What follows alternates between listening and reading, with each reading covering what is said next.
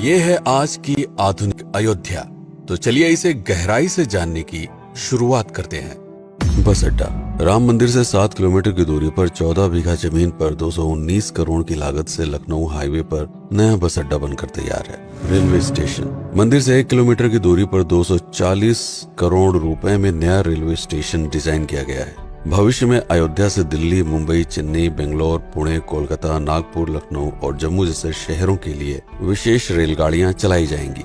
हवाई अड्डा। 1450 करोड़ रुपए में लगभग 1300 बीघे में फैला हुआ प्रयागराज हाईवे पर नाके के पास बनाया गया है नया एयरपोर्ट। यहाँ से राम मंदिर की दूरी सिर्फ 12 किलोमीटर है। भविष्य में कई बड़े महानगरों के लिए सीधे उड़ानें उपलब्ध होंगी। घाघरा जलमार्ग। अगर आपके पास अपनी खुद की मोटर बोट है तो छपरा से घाघरा यानी सरयू नदी की सैर करते हुए लगभग 300 किलोमीटर नदी में चलकर भी अयोध्या पहुंच सकते हैं। भविष्य में इस रूट के लिए भी मोटर बोट चलाए जाने का प्रस्ताव है। राम मंदिर।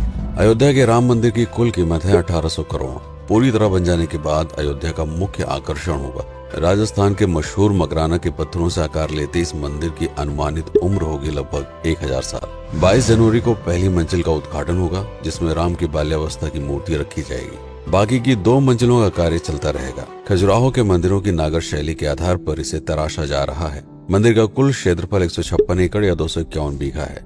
हनुमानगढ़ी। राम मंदिर से लगभग 800 मीटर की दूरी पर स्थित है हनुमानगढ़ी। मंदिर के आवासीय परिसर को मिलाकर यह लगभग 52 बीघे में फैला हुआ है। मंदिर की 76 सीढ़ियां चढ़कर हनुमान जी के दर्शन के बाद ही राम मंदिर में जाने का विधान है। यह मंदिर अयोध्या शहर के ठीक बीच में एक ऊंचे टीले पर बना है। शहर की तरफ आने वाले आक्रमणकारियों के आने की सूचना यहीं से प्राप्त करके अयोध्या के राजा तक भेजी जाती थी। इतिहासकारों के अनुसार जितनी बार भी अयोध्या पर आक्रमण हुआ, उतनी बार इस मंदिर को भी विध्वंस झेलना पड़ा। हालांकि सन्यासियों ने हर बार इस मंदिर को फिर से खड़ा किया। आज यह मंदिर रामानंद संप्रदाय और निर्वाणी अखाड़े के अधीन है। राम की पेड़ी। अयोध्या को सरयू नदी की भयंकर बाढ़ से बचाने के लिए इस बांध का निर्माण किया गया था, जिस पर श्रद्धालुओं के स्नान के लिए कई घाट बना दिए गए थे। इतिहासकारों के अनुसार जितनी बार भी बांध टूटता था, सरयू का पानी अयोध्या की गलियों में घुस आया करता था। इसी बाढ़ से बचने के लिए पूरे अयोध्या में जगह जगह पर ऊंचे टीले बनाए गए थे, जैसे राम टीला, हनुमान टीला, लक्ष्मण टीला। आज ये बांध अयोध्या का मुख्य पर्यटन स्थल बन चुका है। हर दीपावली पर यहाँ लाखों दिए जलाकर रामायण की उस घटना को उत्सव के रूप में मनाया जाता है जब श्री राम अयोध्या वापस लौटे थे। अयोध्या के कई बार उजड़ने के पीछे एक कारण इस नदी को भी माना जाता है। हालांकि इसी नदी की वजह से यहाँ पर गन्ने की खेती बड़े स्तर पर की जाती है।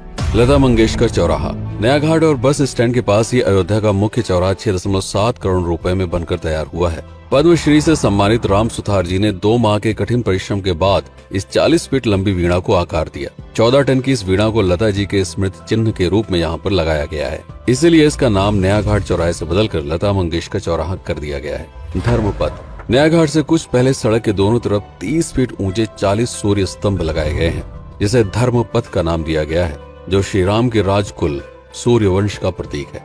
दशरथ समाधि स्थल। नए बस अड्डे के बगल से एक पतली रोड कछार से आगे बढ़ते हुए लगभग 12 किलोमीटर दूर ले आती है दशरथ समाधि स्थल, जो बिलहर घाट पर मौजूद है, जिसके बारे में मान्यता है कि यहाँ पर राजा दशरथ का दाह संस्कार हुआ था। राम मंदिर के साथ ही इस जगह को भी पर्यटन स्थल के रूप में विकसित किए जाने की योजना पर कार्य चल रहा है। भरत कुंड। अयोध्या से 15 किलोमीटर दूर है नंदीग्राम। यहाँ मौजूद तालाब को भरत कुंड कहते हैं। मान्यता है कि इसी जगह से भरत ने पूरे अयोध्या का राज कार्य संचालित किया था। पर्यटकों के लिए इस स्थान को भी विकसित किया जाएगा। गुप्तार घाट। राम की बेड़ी से सरयू नदी के किनारे चलते हुए 10 किलोमीटर दूर स्थित है गुप्तार घाट। ये कैंट एरिया में पड़ता है। इस जगह को श्री राम के जल समाधि के रूप में महत्व दिया जाता है। इसके अलावा अयोध्या नगर में हर गली में कई विशेष मंदिर हैं, जिनकी अपनी मान्यताएं हैं, कथाएं हैं, विशेषताएं हैं। पूरी तरह से विकसित हो जाने के बाद नई अयोध्या को पूरी तरह से जानने के लिए, इसका आनंद लेने के लिए कम से कम 3 दिनों तक यहाँ रुकने की आवश्यकता है। देश विदेश से ज्यादातर पर्यटक भारत आते हैं उत्तर प्रदेश में आगरे का ताजमहल देखने और प्राचीन नगर काशी और सारनाथ घूमने। प्रश्न ये है कि अयोध्या घूमने और श्री राम का मंदिर देखने के लिए भला विदेशी क्यों आएंगे?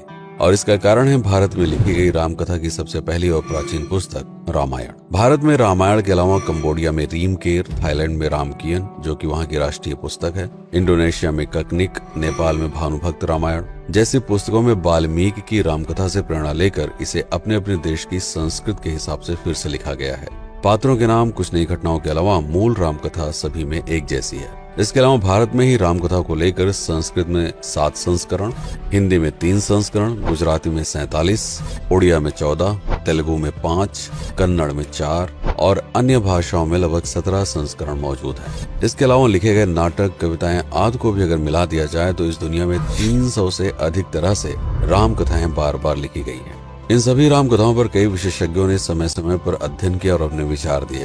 Father Kamil Bulcke, Herman Jacobi, Wendy Doniger, Edward अल खरर, Alf Hiltebeitel, Paula Richman, Aubrey Menon, Ramesh Menon, Radha Vishwanath, Shantanu Gupta, Meenakshi Jain, Lala Sitaram, Swami Gyananand Saraswati जैसे कई लोगों ने समय समय पर राम कथा को लेकर गहन शोध किया और इसमें छिपे हुए मूल कथा के साथ ही इसके इतिहास को समझने का प्रयास भी किया। राम कथा थी कौशल प्रदेश के द्वारा किष्किंधा और लंका पर विजय प्राप्त करने की पहली बार एक अखंड भारत के निर्माण की।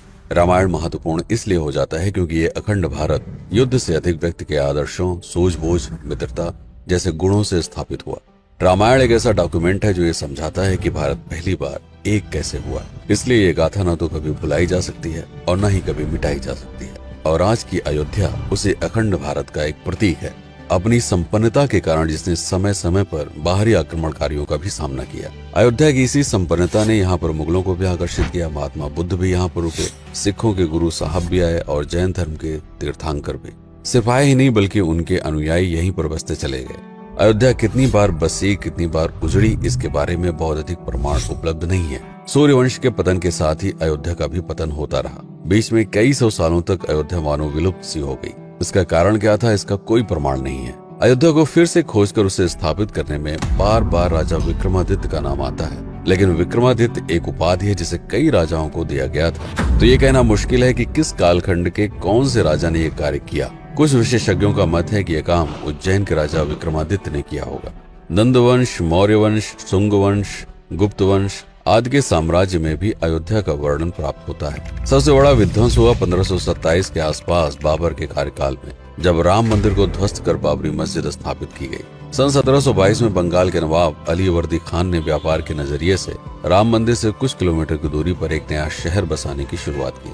1730 में अवध के पहले नवाब सादत अली खान ने इसका नामकरण किया फैजाबाद। इन्हीं के उत्तराधिकारी सुजाउद्दौला ने इसे अवध की राजधानी बनाई। 1775 में अवध के चौथे नवाब असफुद्दौला ने फैजाबाद की जगह लखनऊ को अवध की राजधानी घोषित की। रावण अहंकार का प्रतीक और श्री राम विनम्रता के सूचक। सत्ता में आने के बाद हर व्यक्ति को यह बात हमेशा ध्यान में रखनी चाहिए, सिर्फ रंग रोगन और पत्थर लगवाने से राम राज्य नहीं आएगा, बल्कि जिस दिन स्कूल, अस्पताल और सरकारी संस्थानों से भ्रष्टाचार खत्म होगा, लोगों का मुफ्त इलाज और अपनी भाषा में उच्च शिक्षा उपलब्ध होगी, उस दिन भारत उस पायदान पर खड़ा होगा जहां कभी हम हुआ करते थे।